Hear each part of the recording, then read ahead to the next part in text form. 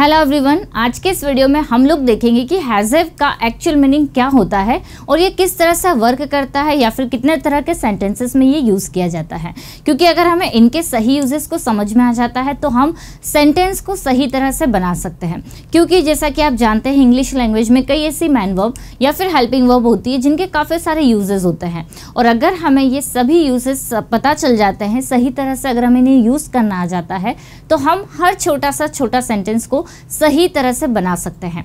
देखिए क्या होता है कि कई बार एक हेल्पिंग वर्ब या फिर मैन वर्ब होती है, वो अलग अलग तरह से वर्क करती है। अगर किसी एक स्ट्रक्चर में है तो उसका मीनिंग अलग होता है, अगर उसके साथ में कुछ मैन वर्ब अलग आ जाती है या फिर वो किसी और टेंस में आ जाता है तो उसका मीनिंग पूरी तरह से बदल जाता है। तो ये सारे यूजेस आज हम देखेंगे हैज़ हैव के, देखेंगे कैसे प्रेजेंट में यूज होता है, पास्ट में क्या हेल्पिंग वर्ब होती है, सारी चीज़ें। तो ये सारी चीज़ों को सीखने के लिए आपको मेरे साथ में वीडियो के एंड तक बने रहना है। देखिए सो गाइस, अगर हम बात करें हैज़ हैव की तो सबसे पहले हम ये देखते हैं कि हैज़ हैव एक्चुअल में है क्या। तो आप ये समझ लें कि हैज़ हैव एक हेल्पिंग वर्ब भी है, ओके, जिसे हम सहायक क्रिया बोल सकते हैं, और हैज़ हैव एक मैन वर्ब भी है जिसे हम मुख्य क्रिया बोल सकते हैं। तो ये तो हमें क्लियर हो गया कि हैज़ हैव दो तरह से वर्क करता है, हेल्पिंग वर्ब की तरह और मैन वर्ब की तरह। ठीक है, अब हेल्पिंग वर्ब ये कहाँ पर होती है और ये कहाँ पर मैन वर्ब होती है, ये सारी चीज़ें हम लोग डिटेल में देखेंगे। अब अगर हम इसके मैन वर्ब का मीनिंग को देखें तो मैन वर्ब का मीनिंग होता है पास है। जैसे आप लोगों ने मैन वर्ब तो सुनी होगी, जैसे स्पीक होता है बोलना, गो होता है जाना, कम होता है आना, उसी तरह से गाइस जो हैज़ हैव होता है इसका हिंदी होता है पास है, राइट। तो इसके अलग तरह से सेंटेंसेस बनते हैं। अगर हम हेल्पिंग वर्ब की बात करें तो हेल्पिंग वर्ब के लिए ये यूज होता है प्रेजेंट परफेक्ट टेंस में। आगे हम ये सारी चीज़ें डिटेल में देखेंगे कि ये इस तरह से कैसे यूज़ होगा, प्रेजेंट परफेक्ट टेंस में हैज़ हैव किस तरह से यूज़ हो रहा है, सारी चीज़ों को हम लोग डिटेल में देखने वाले हैं। तो ये तो क्लियर हो गया कि हैज़ हैव हेल्पिंग वर्ब भी है, मैन वर्ब भी है। मैन वर्ब का मीनिंग क्या निकल रहा है, पास है। हेल्पिंग वर्ब कहाँ यूज़ होती है, प्रेजेंट परफेक्ट टेंस में। चलिए ये तो हमारे लिए क्लियर हो गया। अब हम देखते हैं कि हैज़ हैव की प्रेजेंट और पास्ट फॉर्म क्या होती है। सो गाइस देखिए, हैज़ और हैव ये है हमारी फर्स्ट फॉर्म। अगर हम इसके सेकंड फॉर्म की बात करें तो सेकंड फॉर्म होती है हैड, थर्ड फॉर्म वो भी होती है हैड। ये है फर्स्ट फॉर्म, ये है सेकंड फॉर्म, ये है थर्ड फॉर्म। तो यहाँ पर ये जो है हमारी ये मेन फॉर्म है, हैज़ जो है ये सिंगुलर फॉर्म है जो कि सिंगुलर सब्जेक्ट के साथ में यूज होती है। तो ये हमारी मैन वर्ब हो गई हैव, इसकी past form had and third form भी हो गई हैड। तो ये तो हमें क्लियर हो गया कि इसकी तीन फॉर्म्स होती है, हैव, हैड एंड हैड। इतना आपको लर्न कर लेना है। अब अगर हम बात करें सबसे पहले हैज़ हैव की कॉन्सेप्ट को कि ये किस तरह से कौन से सेंटेंस में कैसे वर्क करता है। सो गाइस देखिए, इसका सबसे पहला यूज जो होता है वो होता है वर्ब ऑफ टू हैव में, जहां पर आपको हैज़ हैव लगाना है एंड ऑब्जेक्ट लगाना है। इसका हिंदी आइडेंटिफिकेशन निकलेगा पास है, ठीक है। इसी की देखिए हम पास्ट फॉर्म लगा देंगे और इसी को हम फ्यूचर में यूज करेंगे विल के साथ, जिसमें हमने विल के साथ हैव लगा दिया। पास्ट में इसका जो मीनिंग निकलेगा वो निकलेगा पास था, एंड फ्यूचर में अगर आप इसको देखेंगे तो फ्यूचर में इसका मीनिंग निकलेगा पास होगा, ठीक है। तो सिंपल तरह से आप इसे यूज करेंगे। मान लीजिए आपको बोलना हो मेरे पास एक पेन है, तो जब भी कोई चीज़ आपके पास है आप सिंपली वहाँ पर हैज़ हैव का यूज़ कर देते हैं। जैसे मेरे पास एक पेन है तो आपका सेंटेंस होगा आई हैव अ पेन। मेरे पास एक बुक है तो आपका सेंटेंस बनेगा आई हैव अ बुक। मेरे पास एक लैपटॉप है तो आई हैव अ लैपटॉप। अगर हम यहाँ पर बात करेंगे सिंगुलर सब्जेक्ट की, सो अगर सिंगुलर सब्जेक्ट मतलब है नहीं कि अगर आप यूज़ करें ही, शी, इट या फिर नेम, तो इन सारे सब्जेक्ट के साथ में आपको लगा देना है हैज़, ठीक है। अगर आपके सब्जेक्ट में आ रहा है आई, वी, यू एंड दे, तो इन सभी के साथ आप लगा देंगे हैव। तो ये तो क्लियर हो गया हमें कि आई, वी, यू, दे के साथ हमें लगाना have and he, she, it, name के साथ हम लोग यूज करेंगे हैज़ का, ठीक है। कोई भी चीज़ आपके पास है, पास्ट में हैड एंड फ्यूचर में विल हैव। तो अगर मैंने ये कहा कि मेरे पास एक पेन था तो सेंटेंस हो गया आई हैड अ पेन। मेरे पास पेन होगा तो I will have a pen, ठीक है। मेरे पास एक मोबाइल है तो आई हैव अ मोबाइल। मेरे पास एक मोबाइल था, पास्ट की बात कर रहे हैं आप, तो आपने क्या किया, हैव की पास्ट फॉर्म को यूज़ कर लिया, आपने लगा दिया हैड। तो मेरे पास एक मोबाइल था, आई हैड अ मोबाइल। मेरे पास एक मोबाइल होगा, तो आपका सेंटेंस बन जाएगा I will have a mobile. तो ये तो आपको क्लियर हो चुका होगा कि जब भी कोई चीज़ हमारे पास है हम मैन वर्ब की तरह हैव और हैज़ को यूज़ कर लेंगे। ठीक है गाइस, यही सेंटेंस को आप अलग तरह से भी बना सकते हैं। आपने कई बार ऐसे सेंटेंसेस भी देखे होंगे, जैसे Ram has got a new mobile. Guys देखिए आपका सेंटेंस है Ram has got a new mobile. आपने यहाँ पर हैज़ गॉट का यूज़ किया। अब इसका मीनिंग यहाँ पर क्या निकल रहा है? तो अब इसके पहले हमने जो कॉन्सेप्ट को समझा कि हैज़व का मीनिंग पास है होता है, तो अगर आपको हैज़व के साथ गॉट दिख रहा है तो इसका मीनिंग भी पास है होता है। ठीक है, मतलब पास है के लिए आप दो तरह के स्ट्रक्चर्स को यूज़ कर सकते हैं। किस तरह से? देखिए, एक तो आपने यूज़ कर लिया सब्जेक्ट के साथ हैज़, हैव एंड ऑब्जेक्ट, जिसका मीनिंग निकला पास है। गाइस इसी सेंटेंस को बनाने के लिए आप एक ये वाला स्ट्रक्चर यूज़ कर सकते हैं, has, have and got. Okay, then आपको लगा देना है ऑब्जेक्ट। इसका मीनिंग भी होता है पास है। मतलब यहाँ पर हैज़व जो है वो मैन वर्ब की तरह वर्क करिए अगेन, जिसका मीनिंग क्या निकल रहा है? पास है। तो ये दोनों आपने प्रेजेंट में यूज़ कर लिया। अगर गाइस हमें यूज़ करना हो इसे पास्ट के लिए, ठीक है, तो पास्ट में हम लोग क्या लगाएंगे? Subject and had. सब्जेक्ट के साथ हमें हैड लगा देना है, देन हम लगाएंगे ऑब्जेक्ट। ओके, ऑब्जेक्ट इसका हिंदी क्या हो गया? पास था। अब इसी के लिए आप यूज कर सकते हैं हैड गॉट।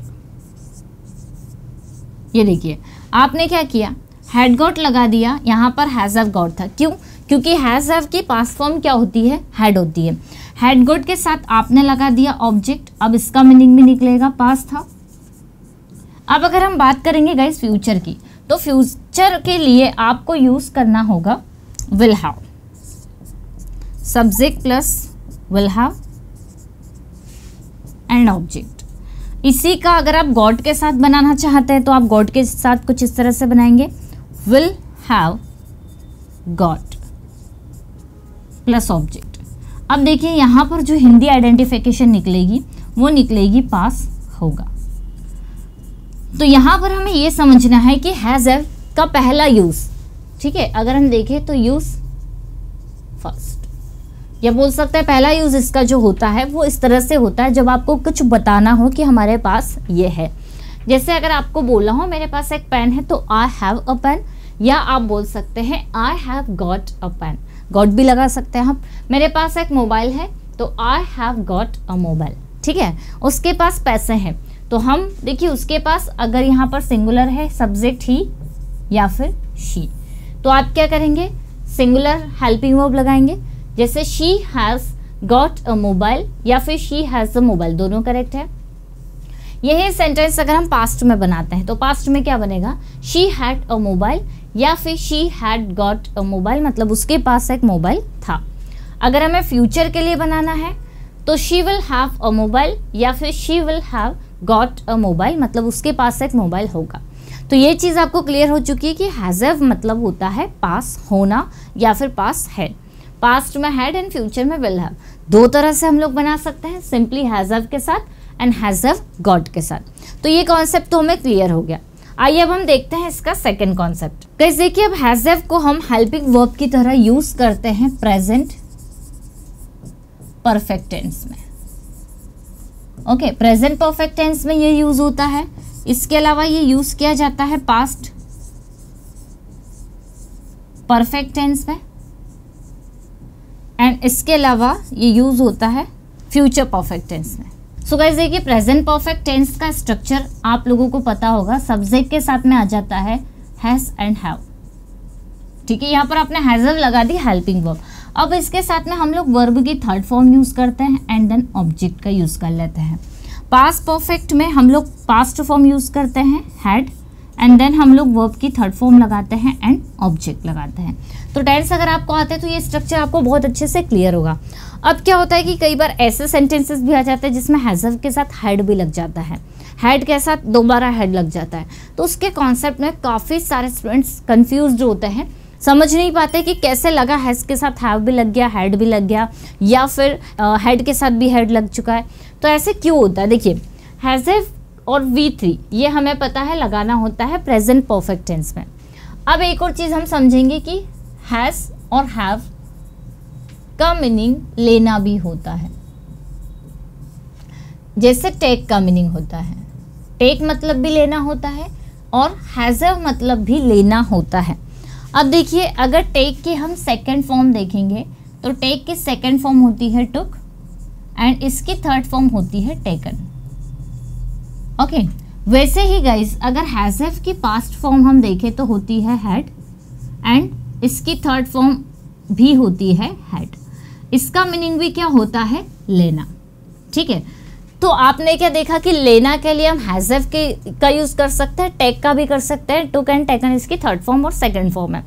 तो अब मान लीजिए आपको अगर बोलना है कि मैंने नाश्ता ले लिया है या मैं खाना खा चुकी हूँ या मैंने खाना खा लिया है, तो आप क्या बोलेंगे?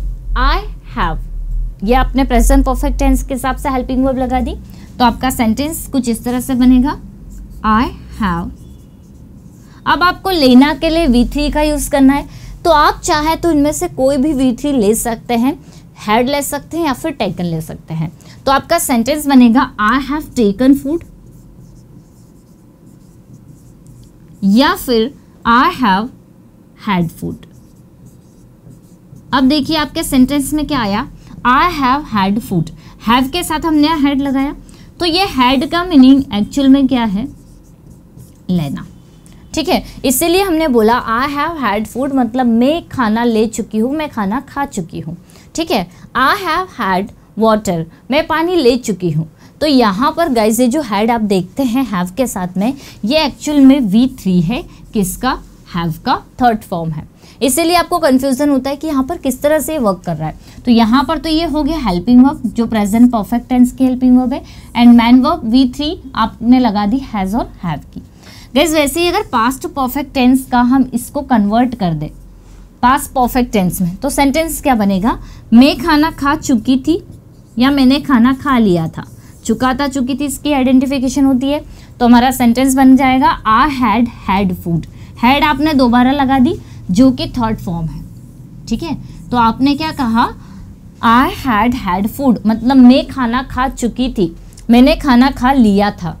ये आपको क्लियर हो गया? तो आपको ये समझना है कि हैज़ हैव का मीनिंग लेना भी होता है और हैज़ हैव का मीनिंग पास है भी होता है, जो इसके पहले वाले चैप्टर में हमने देखा कि कैसे इसको यूज़ किया जाता है पास है के लिए।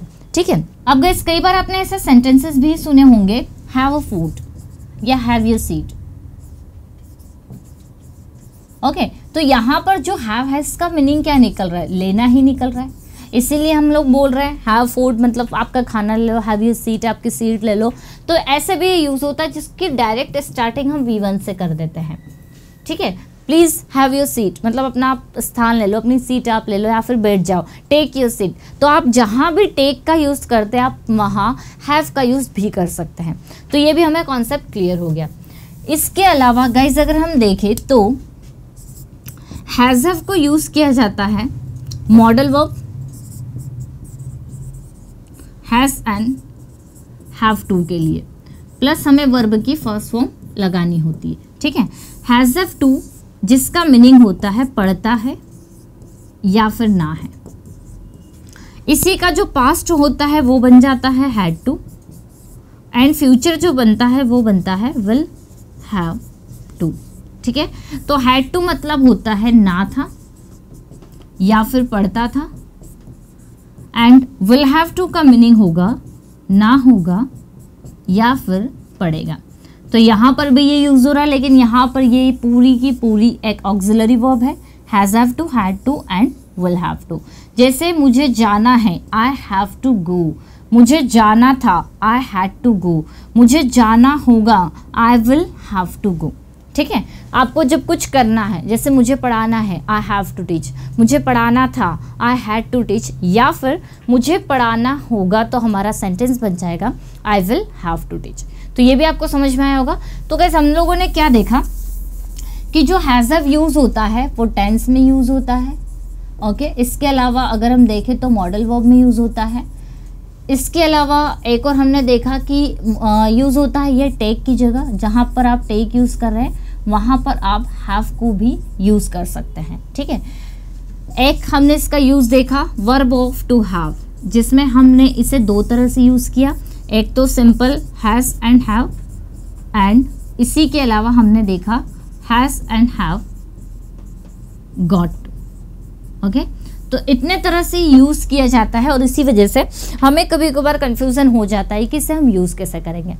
इनके जब नेगेटिव बनता है तो उनके स्ट्रक्चर्स भी अलग होते हैं। अगर हम शॉर्ट में देखें तो आपको do and does not have का यूज़ करना होता है, जिसका भी प्रेजेंट का आप नेगेटिव बना रहे हैं उसमें। ठीक है, तो इस वाले चैप्टर को गाइस हम लोग ये वाला जो कॉन्सेप्ट है नेगेटिव वाला, इसको हम आगे वीडियो में कवर करेंगे। आज के इस वीडियो में मैंने आपको दिखाया कि हम हैज़ को कितने तरह से यूज़ कर सकते हैं। तो अगर आपको गाइस वीडियो पसंद आई है इसे लाइक कर दीजिए और शेयर कर दीजिए और बेल आइकन को आप ज़रूर प्रेस करिए ताकि आपको वीडियो की नोटिफिकेशन मिलती रहे।